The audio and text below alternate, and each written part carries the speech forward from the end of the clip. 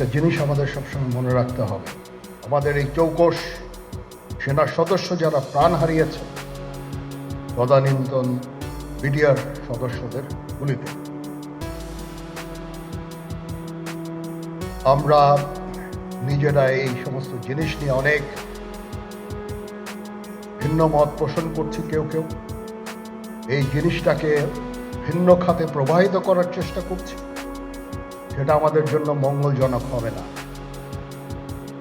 আমরা নিজেরা ভেদাভেদ সৃষ্টি না করি, এটার জন্য ডানে বায়ে দৌড়িয়ে কোনো লাভ হবে না, নিজের ক্ষতি ছাড়া কোনো লাভ হবে না। আমি আপনাকে এই জিনিসটা নিশ্চিত করে দিচ্ছি। আমি একটা চাক্ষুষ সাক্ষী এই সমস্ত বর্বরতার। সম্পূর্ণটাই তদানীন্তন বিজিবি সদস্য দ্বারা সংঘটিত, ফুল স্টপ। এখানে কোনো ইফ এবং বাট নাই।